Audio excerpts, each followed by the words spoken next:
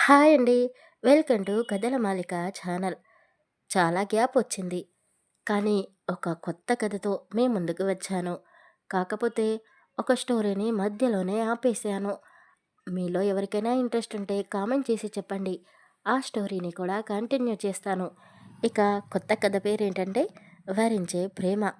కథలోకి వెళ్ళిపోయే ముందు మన ఛానల్ని సబ్స్క్రైబ్ చేసుకోండి. సూర్యుడు కళ్ళు తెరవకముందే నిద్ర లేచిన వాణిగారు ఇంటిని చక్కదిద్ది వాకిట్లో కల్లాపి చల్లి అందంగా రంగవల్లికని వేసింది. పనులన్నీ ముగించుకున్న తర్వాత స్నానం చేసుకుని వంటగదిలోకి వెళ్ళి ముందుగా పాలు కాచి చల్లారబెట్టి దేవుడికి నైవేద్యం వండింది. పూజ గదిలోకి వెళ్ళి దేవుని పటాలన్నిటికీ పాత పూలను తీసేసి కొత్త పూలని అలంకరించింది. పూజలో ఉన్న వాణిగారు ఆమె వెనకాల ఉన్న పతిగారిని కనుచూపులతోనే చూసి రెప్పలు వాల్చి దేవుడి గదిలోకి రమ్మని చెప్పింది. మూర్తి గారు కూడా వెళ్ళడంతో భార్యాభర్తలు ఇద్దరూ కలిసి ధూపం దీపంతో కార్తీక మాసం మొదటి రోజు పూజని పూర్తి చేశారు.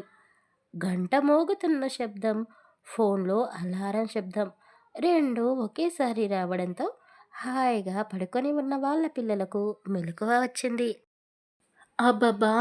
అని విసుగు చెందుతూనే దుప్పటిని కాస్త పక్కకి తొలగించి ఫోన్లో అలారాన్ని ఆఫ్ చేసి మళ్ళీ పడుకున్నారు.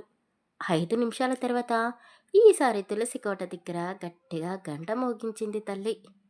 అబ్బా! ఇంత పొద్దున్నే ఈ పూజలేంటో అని ఇద్దరు అక్కా చెల్లెళ్ళు తల్లిపై విరుచుకుపడుతూ నిద్రలో నుండి తేరుకున్నారు. ఏంటండి, ఇంకా మీ ఇద్దరి కూతుళ్ళు నిద్ర లేచినట్టు లేరు? రాత్రి అంతగా చెప్పాను. కనీసం హారతి తీసుకోవడానికి కూడా రాలేదు. అబ్బా వాణి, వాళ్ళని విసిగించకు. ఇంత చలిలో లేచి స్నానాలు చేసే అలవాటు లేదు కదా వాళ్ళకు. అంటే వాళ్ళు ఇంకా పడుకొని ఉన్నారా? మీరు చేస్తున్న గారాబం వల్లే వాళ్ళు ఇలా తయారయ్యారు. నా మాట అంటే తండ్రి కూతుళ్లకు అస్సలు లెక్కే లేదు అంటూ భర్తపై చిందులు వేస్తూనే మౌనిక, మాధవి ఇంకా పడుకొనే ఉన్నారా అంటూ వాళ్ళ గదిలోకి వెళ్ళింది. తల్లి గొంతు వినగానే ఇద్దరు అక్కా చెల్లెళ్ళు టేబుల్పై ఉన్న వాళ్ళ బుక్స్ని తీసి చేతిలో పట్టుకొని చదువుతున్నట్టుగా నటించడం మొదలుపెట్టారు. కూతుళ్ళ వైపు కోపంగా చూస్తూ, ఏంటి, రాత్రి నేను చెప్పాను కదా, నాతో పాటు మీరు కూడా ఈ మాసమంతా పూజ చేయాలి అని, ఎందుకని పూజలకి రాలేదు అని అడిగింది. అయ్యో అమ్మ, మేము రావాలని అనుకున్నాము, కానీ ఎగ్జామ్స్ ఉన్నాయి కదా, నైట్ అంతా మేలుకొని చదువుతూనే ఉన్నాము. మా టెన్షన్ని కూడా నువ్వు అర్థం చేసుకోవాలి అని ఇద్దరు కూతుళ్ళు ఒకేసారి అన్నారు. వాణి వెనకాలే వచ్చిన మూర్తి కూతుళ్ళ వైపు చూసి చేతులతో బుక్ని ఉల్టా పట్టుకున్నారు అని సైగ చేసి చెప్పాడు. తండ్రి చెప్పింది అర్థం చేసుకుని ఇద్దరు అక్కా చెల్లెళ్ళు ఒకరిని ఒకరు చూసుకుంటూ తల్లి వైపు చూసి ఈహిహి అని పళ్ళన్నీ బయటపెట్టి, అంటే అది రాత్రంతా మేలుకొని ఉన్నాం కదా, ఇప్పుడే కాస్త పడుకున్నాము. నీ గంట సౌండ్కి నిద్ర లేచి మళ్ళీ బుక్స్ పట్టుకుందాము అని హడావిడిలో బుక్ ఉల్టా ఉంది అన్న సంగతి చూసుకోలేదు అని నీట్గా చెప్పేశారు. మీ నాటకాలు చాలు. ఇద్దరికి 5 నిమిషాల టైం ఇస్తున్నాను. స్నానం చేసి రండి అని చెప్పేసి బయటికి వెళ్ళిపోయింది.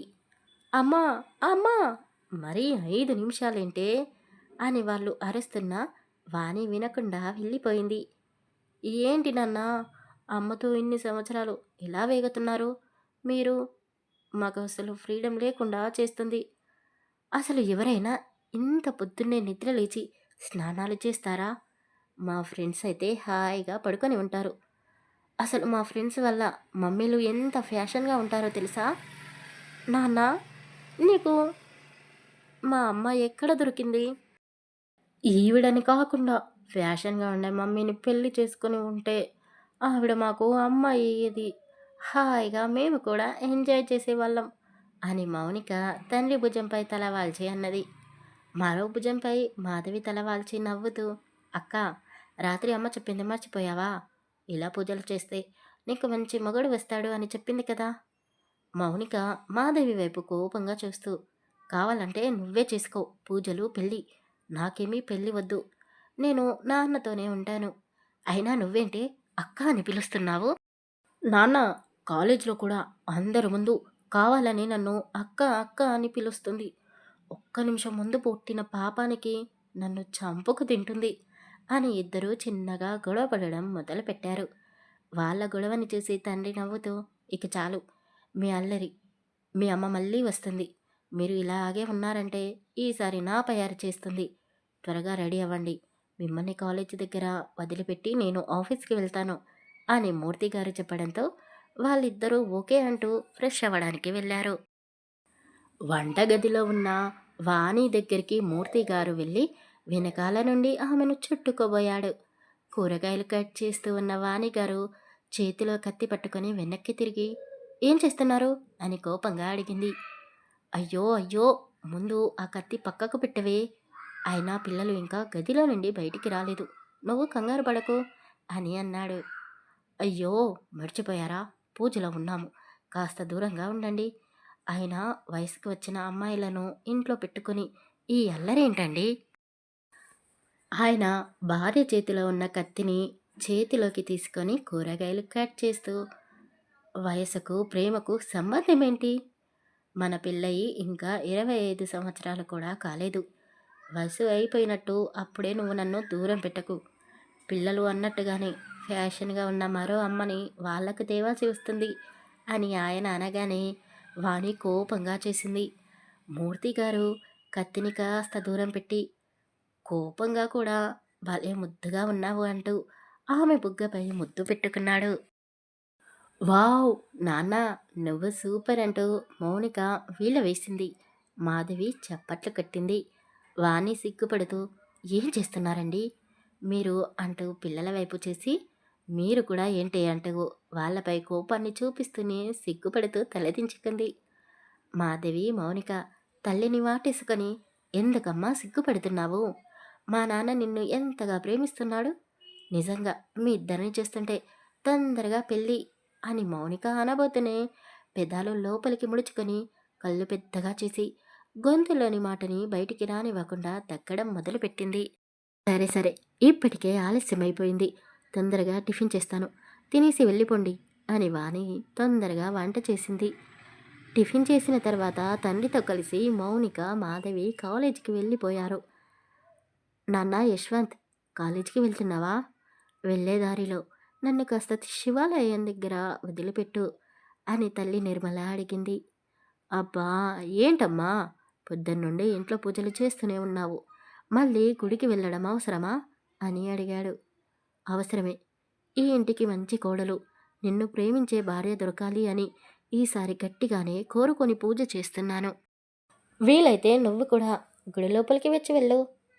అయ్యో అమ్మ, నన్ను వదిలేయ్. అయినా మంత్రాలకి చింతకాయలు రాలుతాయా? అలాగే పూజలు చేస్తే అన్నీ దొరకవు. ప్రేమిస్తేనే ప్రేమ దొరుకుతుంది. నిర్మల కొడుకు వైపు అదో రకంగా చూస్తూ, ఏంట్రా కొత్తగా వింతగా మాట్లాడుతున్నావు? నాకు తెలియకుండా నీ జీవితంలోకి ఇంకెవరైనా వచ్చారా ఏంటి?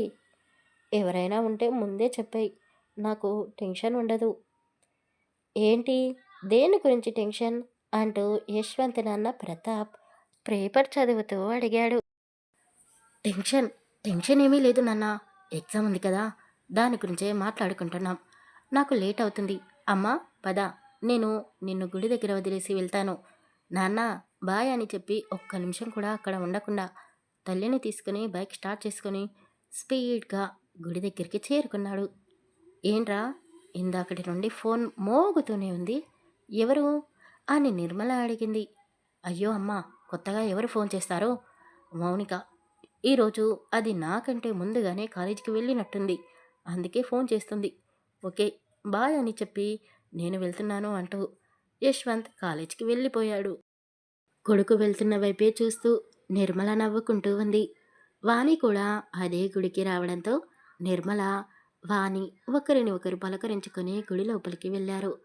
పూజ పూర్తి అయిన తర్వాత ప్రసాదం తింటూ ఒక పక్కన కూర్చొని మాట్లాడుకుంటూ నిర్మల మౌనిక గురించి అడిగింది. మూర్తి అన్నయ్య యశ్వంత్ వాళ్ళ నాన్న ప్రతాప్ ఇద్దరూ మంచి ఫ్రెండ్స్. మౌనిక యశ్వంత్ కూడా చిన్నప్పటి నుంచి మంచి ఫ్రెండ్సే. కానీ నాకెందుకో వాళ్ళ మధ్య ఫ్రెండ్షిప్ మాత్రమే కాదు, ప్రేమ కూడా ఉంది అనిపిస్తుంది అని నిర్మలా గారు అనడంతో వాణి కూడా ఆలోచనలో పడింది. నిర్మలా గారు, వాణి గారు మనసులో వాళ్ళిద్దరికీ పెళ్లి చేయాలి అని అనుకుంటూ ఉన్నారు. గుడిలో ఉన్న దేవుడు కూడా తదాస్తు అన్నాడేమో. గంట కూడా మోగింది. యశ్వంత్ కాలేజీ దగ్గరలో ఉన్న హాస్టల్ దగ్గరికి వెళ్ళి గేట్ దగ్గర వెయిట్ చేస్తూ ఉన్నాడు. ఒక అందమైన అమ్మాయి పరిగెత్తుకుంటూ యశ్యు అంటూ అతని దగ్గరికి వచ్చి, ఏంటి ఫోన్ చేస్తే రిప్లై ఇవ్వడం లేదు, నా మీద కోపమా అని అడిగింది. అతను ఆమె కళ్ళలోకే చూస్తూ ఆమె చేతులని పట్టుకుని, నీ మీద నాకు కోపం ఉంటుందా అంటూ ఆమె చేతులని ముద్దు పెట్టుకున్నాడు. ఇంద్రభవనం లాంటి ఇంట్లో పనివాళ్ళు ఉన్నారు, పసిపాప ఉంది. కానీ ఎటు చేసినా నిశ్శబ్దం. జీవం లేని కళ్ళతో అరవింద్ కూతురిని చూస్తూ ఉన్నాడు. దేవకమ్మ పాపకి దిష్టి తీసి స్నానం చేయించమని ఆయాకి చెప్పింది. అరవింద్ గారు పాపని ఎత్తుకొని, నానమ్మా, ఈరోజు హనీకి నేను స్నానం చేయిస్తాను. ఈరోజు ఆఫీస్కి వెళ్ళడం లేదు, ఇంట్లోనే ఉంటాను. హనీని నేనే చూసుకుంటాను అని చెప్పాడు. దేవకమ్మ మనవడి వైపు జాలిగా చూస్తూ దేవుడి గది వైపు చూసింది. దండం పెట్టాలి అంటే చేతులు రావడం లేదు. తిట్టాలి అన్న మాటలు కరువయ్యాయి. నా మనవడిని ఇలా చూస్తూ నేను బ్రతకలేను. ఆ పసిపాప నవ్వుని నేను బ్రతికుండగా చూస్తానా? నా కొడుకు కోడలిని దూరం చేశావు. ఆ పాపకి తల్లిని కూడా లేకుండా చేశావు అని దేవుడిని నిందిస్తూ, ఎందుకిలా మమ్మల్ని వదిలేసి వెళ్ళిపోయావు అంటూ గోడపై ఉన్న అరవింద్ భార్య ఫోటో వైపు చూస్తూ కన్నీళ్లు పెట్టుకుంది. ఈ రోజుకి ఈ స్టోరీ ఇంతేనండి. స్టోరీ కనుక మీకు నచ్చితే లైక్ చేసి తప్పకుండా కామెంట్ చేయండి. అలాగే ఛానల్ని సబ్స్క్రైబ్ చేసుకోండి. స్టోరీ అప్డేట్ రోజు ఇవ్వడానికే ట్రై చేస్తాను. కానీ అప్పుడప్పుడు అలా అలా ఏమో చెప్పలేను, జరిగిపోతుంది. Thank you for listening. Bye bye.